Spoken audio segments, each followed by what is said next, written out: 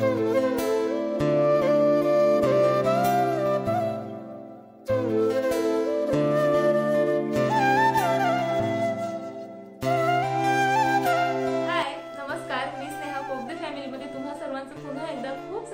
करते। कशा आहात सगळे? आशा करते तुम्ही सर्वजण मस्त मजेत आणि भरपूर आनंदात असाल। सो साडी वगैरे घातलेली दिसते आहे ना, कारण सांगतेच पुढे मी तुम्हाला। सो लवकरच जो आहे नवीन वर्षातला पहिला सण येतो आहे, तो म्हणजे मकर संक्रांत। आणि आपल्या महिलांचा तो नक्कीच म्हणजे सर्वांचाच अगदीच आवडता सण असतो, कारण या सणाला आपल्याला छान छान नवीन नवीन साड्या मिळतात, छान छान वाण मिळतं, आपण एकमेकींकडे जातो, नवीन ओळखी होतात, खूप साऱ्या गप्पा गोष्टी होतात, जुन्या मैत्रिणींची भेट होते, सोबत छान छान तिळगुळ वाण आणि बरंच काही असतं, हो ना। सो मकर संक्रांतीला आपण छान छान साड्या घालतो आणि त्यासोबत आपल्याला छान छान मेकअपही करायला आवडतं। आणि तुम्ही जर माझ्यासारख्या हाऊसवाईफ असाल तर आपल्याला मेकअपच्या बाबतीत आपला हात जरा म्हणजे जडच असतो, आपल्याला तितकासा छानसा मेकअप येत नाही, शिवाय आपल्याकडे भरपूर मेकअपचे प्रोडक्ट्सही नसतात। तसंच माझ्याकडेही भरपूर असे मेकअपचे प्रोडक्ट्स अजिबात नाही आहेत, फार मिनिमम प्रोडक्ट आहेत, तेही अगदी स्वस्तातलेच आहेत, एकच फाउंडेशन, एकच कॉम्पॅक्ट, अशाच प्रकारचे जे आहे माझ्याकडे प्रोडक्ट आहे। आणि तेच प्रोडक्ट वापरून आपण छान प्रो असा मेकअप कसा करू शकतो हे आज मी तुमच्यासोबत शेअर करते आहे। So stay tune. चला आता व्हिडिओला सुरुवात करते। मेकअप करण्यापूर्वी चेहरा म्हणजे आंघोळ जरी केलेली असेल ना तरी पुन्हा एकदा स्वच्छ पाण्याने धुवून घ्यायचा। आणि त्यानंतर जर तुमची माझ्यासारखी ऑइली स्किन असेल तर टोनर लावायला अजिबात विसरायचं नाही। बाय द वे हे टोनर मी घरीच बनवलेलं आहे, ग्रीन टी पासनं खूप इफेक्टिव्ह आहे। टोनर असं मस्त हाताने टॅप टॅप करत संपूर्ण स्किन मध्ये आपल्याला मुरवून घ्यायचं आहे। टोनरमुळे आपली स्किन छान हायड्रेटेड राहते, म्हणजे तिचा ओलावा टिकून राहतो। आणि त्यानंतर आपल्याला लावायचं असतं मॉइश्चरायझर। हे माझं जॉयचं मॉइश्चरायझर आहे, लाईट वेट आहे, म्हणून मी चेहऱ्यासाठी तरी हेच यूज करते। भरपूर मॉइश्चरायझर लावायचं, त्यामुळे काय होतं आपली स्किन छान अशी तुकतुकीत राहते, मॉइश्चराइज राहते आणि त्यामुळे जो काही मेकअप आपण त्यावर करतो ना तोही मग छान अगदी स्मूथ दिसतो। नाहीतर काय होतंय आपली स्किन छान मॉइश्चराइज नसली की मेकअप मग आणखी केकी दिसायला लागतो, ड्राय दिसायला लागतो आणि ते मग अजिबात छान दिसत नाही। सो मॉइश्चरायझर लावायला अजिबात विसरायचं नाही। मॉइश्चरायझर लावून झालं की स्किनला 10 मिनिटाचा आपण छान रेस्ट द्यायचा आणि त्यानंतर मेकअप करायला सुरुवात करायची। मेकअपची पहिली स्टेप म्हणजे प्रायमर, जी आपण नेहमीच लावायचा कंटाळा करतो किंवा विसरतो किंवा त्याचं महत्त्व आपण जाणत नाही। सो प्रायमर काय करतं आपल्या स्किनमध्ये, आणि आपण जे काही फाउंडेशन कन्सिलर वगैरे लावतो ना त्यामध्ये एक म्हणजे मधला दुवा असतो, तो आपण जर डायरेक्ट फाउंडेशन लावलं की ते मग आपल्या ओपन पोर्समध्ये जाऊन बसतं आणि मग पिंपल्स, फुटकळ्या, ॲक्ने आणि बरेचसे प्रॉब्लेम होतात। सो प्रायमर लावल्याने प्रायमर स्किन आणि फाउंडेशनमधलं एक बॅरियर बनतं आणि फाउंडेशनला आपल्या स्किनपर्यंत पोहोचू देत नाही आणि अजिबात नुकसान होऊ देत नाही। सो प्रायमर छान लावून झालं की मग लावायचं फाउंडेशन। माझ्याकडे हे NYBेचंच 3 in 1 फाउंडेशन आहे, म्हणजे यात प्रायमर आहे, फाउंडेशन आहे, सोबत सिरमही आहे, अगदी स्मूथ आहे, अगदी लिक्विडी आहे, त्यामुळे चेहऱ्यावरनं मस्त असं ब्लेंड होतं। आणि माझा शेड आहे 09 वॉर्म मिल्क। फाउंडेशन नसेल यूज करायचं तर तुम्ही लॅक्मेची CC क्रीमही यूज करू शकता। मेकअप करताना मला ना नॅचरल लुक हवा असतो, म्हणजे अगदीच पूर्ण चेहरा झाकला जाईल किंवा माझा ओरिजिनल शेड जो आहे तो दिसूनच पडणार नाही असा ओव्हर मेकअप करायला मला कधीच आवडत नाही। सो मी हे फाउंडेशन सिलेक्ट केलेलं आहे। पण तुमच्या जर काही अशा अपेक्षा असतील की माझ्या चेहऱ्यावरचा एकूण एक डाग फाउंडेशनने झाकला जावा, बिलकुलच माझा एक नवीन टोन दिसावा, तर हे फाउंडेशन तुमच्या कामाचं नाही। हे foundation low to medium coverage देतं, अजिबात हाय कव्हरेज देत नाही। पूर्ण तुमचे पिंपल्स, डाग वगैरे याने झाकल्या जातच नाहीत। फक्त जो सिंपल जो लुक असतो, छान एकसारखा जो स्किनचा टोन असतो तो मात्र हा देऊ शकतो। सो मला तरी म्हणजे परफेक्ट वाटतं, कारण माझी चॉईस तशी आहे। चेहऱ्यावरचे डाग दिसले तरी चालतात मला, पण तो अगदी केकीपणा, अगदीच फेक चेहरा घेऊन मिरवायला मला अजिबात आवडत नाही। सो माझ्यासाठी हे फाउंडेशन परफेक्ट आहे। आणि या फाउंडेशनमध्ये सिरमही असल्यामुळे ना एक वेगळाच असा ग्लो येतो या फाउंडेशननी, आणि ब्लेंड करायला तर अतिशय इझी आहे, म्हणजे अगदीच मक्खनसारखं म्हणतो ना किंवा एखाद्या क्रीमसारखं पटपटपट ब्लेंड होऊन जातं। आता मला इथे चेहऱ्यावर काही डाग आहेत, ते जास्तच दिसून पडू नयेत म्हणून मी काय करते, पुन्हा एकदा थोडंसंच फाउंडेशन घेते आणि फक्त त्या डागांवर लावते आणि पुन्हा बोटाच्याच मदतीने आधी छान ब्लेंड करून घेते. बघा, तुम्ही याऐवजीनं कन्सिलरही यूज करू शकता हे सर्व डाग वगैरे जे आहे लपवण्यासाठी, कन्सील करण्यासाठी. पण ते ना थरांवर थर ओळखू येतात आणि संक्रांतीच्या कार्यक्रमात तर मला नाही वाटत की एवढ्या म्हणजे हेवी मेकअपची आपल्याला गरज असते. सो फाउंडेशनच्याच मदतीने जे आहे मी माझे डागही बऱ्यापैकी लपवलेले आहेत. त्यानंतर आपल्याला करायचं असतं काउंटर. आता बघा, आपण बऱ्याचदा म्हणतो किती चिरेदार नाक आहे नाही तिचं.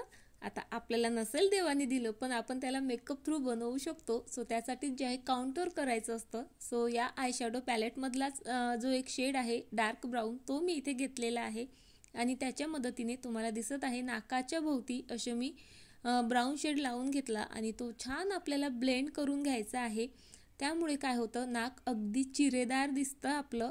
सोबत चेहऱ्याचंही तसंच. आपल्याला चिकबोन वगैरे छान हायलाईट करायचं असतील तर त्या आधीनं काउंटर करून घ्यायचं, म्हणजे ते खूप छान आपले फीचर्स जे आहेत उठून दिसतात. आपला चेहरा जर जाड असेल, त्याला पातळ दाखवायचं असेल तर काउंटर करणं खरंच खूप जास्त गरजेचं आहे. अगदीच इझी आहे, तुम्ही बघितलंच आता. त्यानंतर लावायचं आहे ते म्हणजे ब्लशर. ब्लशरनी आपले जे चिकबोन आहेत ते मस्त लाल गुलाबी दिसतात. म्हणजे आपण लाजलो की कसं ब्लश करतो ना, तसंच अगदी ब्लशर लावलं की आपली स्किन दिसते. मग तुम्ही लाजा की नका लाजू. सो इथे मी अगदीच लाईट पिंक कलर घेतला आणि असं व्यवस्थित जे आहे चिकबोनला वरच्या साईडला ओढत नेऊन ब्रशच्या मदतीने लावून घेतला. आणि आयब्रोज जे आहे मी आधीच सेट करायला हव्या होत्या पण आत्ता करते आहे. बघा, आयब्रो जर तुमच्या फारच थिन असतील सो तुम्ही त्या सेट करायला कधीही विसरू नका. माझ्या आयब्रो तशा व्यवस्थित आहेत पण समोरच्या साईडला जरा विरळ आहेत.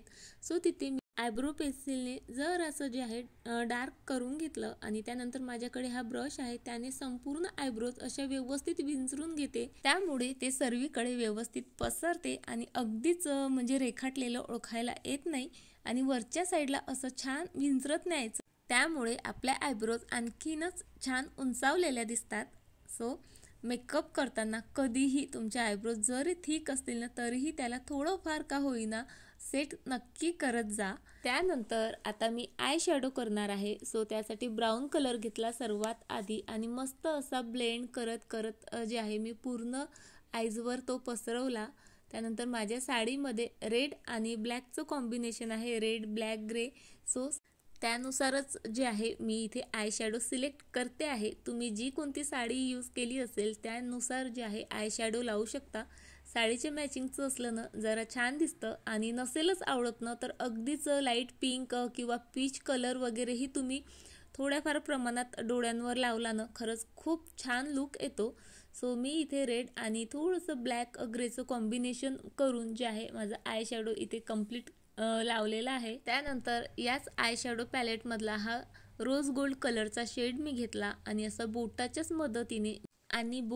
मदतीने असं आयब्रोजच्या खाली थोडंसं हलक्याच हाताने लावून घेतलं. त्यामुळे आपल्या आयब्रोज जे आहेत ना हायलाईट होतातच, सोबत ना आणखी जास्त उंचावलेल्या दिसतात आणि त्यामुळे लुक फार सुंदर येतो.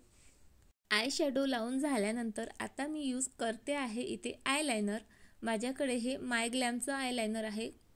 म्हणजे खूपच छान आहे. अगदी एका स्ट्रोकमध्येच अगदी व्यवस्थित लावता येतं आणि याचं जे टोक आहे ना, जो ब्रश आहे ना तो अतिशय थिन आहे. त्यामुळे ना म्हणजे आपल्याला कितीही बारीक लावायचं असलं तरी इझिली लावता येतं. पण त्यासाठी प्रॅक्टिस लागते आणि तुम्हाला प्रॅक्टिस नसेल तर मग आयलायनरची पेनही इझिली मार्केटमध्ये अवेलेबल आहेत. त्याने अगदी इझिलीच जे आहे आपण आयलायनर लावू शकतो.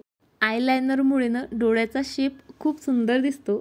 आणि त्यानंतर आता लावायचं आहे मस्कारा. मस्काराही माझ्याकडे NYBेचंच आहे. बघा, माझ्याकडे जितकंही प्रोडक्ट आहे ना एकतर ते NYBेचं आहे किंवा मग माय ग्लॅमचं आहे. कारण या दोन्ही ब्रँडचे प्रोडक्ट मला ना छान वाटलेत. स्वस्तही आहेत आणि बराच वेळपर्यंत टिकतातही. सो मस्कारा मी इथे लावून घेतला. त्यानंतर लावायचे आहे काजळ, कारण काजळशिवाय तर माझा कोणताच लुक जो आहे कंप्लीट होत नाही. काजळ जे आहे माझ्याकडे लॅक्मेचं आहे. आणि आता मी जितके काही मेकअपचे प्रोडक्ट तुमच्यासोबत इथे शेअर केलेले आहेत ना सर्वचे सर्वच जे आहे मी पर्पलवरनं किंवा मग नायकावरनं बोलवलेले आहेत. मार्केटमध्ये हेच प्रोडक्ट जे आहे म्हणजे ज्याच्या त्याच किमतीत आपल्याला घ्याव्या लागतात. घ्यावे लागतात, पण ऑनलाईन बऱ्यापैकी जे आहे कधी 10%, कधी 20%, तर 50% देखील पर्पलवर तरी डिस्काउंट असतो आणि त्या डिस्काउंटचा मी पुरेपूर फायदा घेत असते आणि तेव्हाच जे आहे मी प्रोडक्ट मागवत असते. बऱ्यापैकी स्वस्त पडतात मार्केटपेक्षा. आता माझ्याकडे हा चिमटा आहे बघा, याचा उपयोग करते आहे मी जे आपले आय लॅशेस आहे ते कर्ल करायला. हा मात्र मी फ्लिपकार्टवरनं बोलवलेला आहे बऱ्याच वर्षापासनं आणि याने ना छान आपले जे आय लॅशेस आहेत ते कर्ल होतात आणि त्यामुळे आपले डोळे ना छान असे मोठे दिसतात. आणि त्यानंतर मी इथे मायग्लॅमचीच जी आहे लिपस्टिक यूज करत आहे. ही ना वेल्वेट टचमध्ये येते. लिक्विडी जरी असली तर अगदीच जे आहे मॅट किंवा अगदीच ड्राय होणारी नाही आहे. यामुळे लिप असे मस्त सॉफ्ट राहतात आणि अगदी मॅटसारखा लुकही येतो. कारण आता हिवाळा चालू आहे, चांगलीच थंडी आहे आणि आपण जर लिक्विडच्या ज्या मॅट लिपस्टिक लावल्यानं तर मग त्या खूप ड्राय होतात आणि आपले होठ मग खूपच असे फाटलेले वगैरे आणि खूपच कोरडे कोरडे दिसतात. सो ही लिपस्टिक त्यासाठी म्हणजे हिवाळ्यासाठी बेस्ट आहे. त्यानंतर मी NYBचंच जे स्ट्रोक क्रीम येतं त्याचाच उपयोग हायलायटर म्हणून केला आणि चीकबोनला आणि नाकाला लावलं. बघा काय मस्त ग्लोई लुक इथे माझा क्रिएट झालेला आहे. आणि last but not a list थोडंसं जे आहे मी ते सिंदूर लावलं आणि इथे माझा संपूर्ण जो मेकअप आहे तो डन झालेला आहे. आणि हिवाळ्यात कसं ग्लोई मेकअपच खूप सुंदर दिसतो. मॅट मेकअपमुळे आणखीनच स्किन जी आहे ड्राय दिसते, कोरडी दिसते. सो त्यामुळे मी मस्त असा ग्लोई मेकअप केलेला आहे. आणि त्यानंतर आता वेअर करते आहे ज्वेलरी. आणि मकर संक्रांती आहे म्हटलं, ब्लॅक साडी आहे तर ज्वेलरी ही तशीच लागेल. तुम्ही म्हणजे या ज्वेलरीऐवजीनं हलव्याची ज्वेलरीही घालू शकता जर तुमची पहिली संक्रांत असेल किंवा तुमच्याकडे बोरन्हाण असेल किंवा तुम्हाला आवड असेल तर. सो माझी काही पहिली संक्रांत नाही किंवा बोरन्हाणही नाही आणि मला म्हणजे फारशी आवडतही नाही. सो मी अशीच जी आहे ज्वेलरी वेअर करत असते काळ्या साडीसोबत. तर मला ही ज्वेलरी फार आवडते. ही सर्व जी ज्वेलरी आहे मी मिशोवरनंच बोलवलेली आहे. फक्त जो चोकर दिसता आहे आणि नाकातली नथ आहे ती फक्त जी आहे मी अशीच मार्केटमधनं घेतलेली आहे. सो चला, मेकअप झाला, ज्वेलरीही वेअर करून झाली. या मेकअपसोबतनं तुम्ही अशी मस्त थोडीशी केस स्ट्रेट केलेत आणि असे मोकळेही सोडले ना तरी खूप सुंदर दिसतात. बघ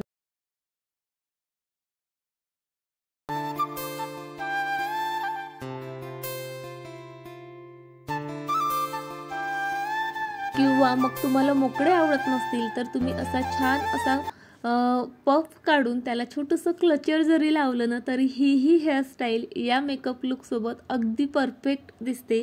कारण साडी बघा साधीशीच आहे आणि त्यामुळे फार हेवी अशी म्हणजे हेअरस्टाईल नाही केली ना तरीही छान दिसतं.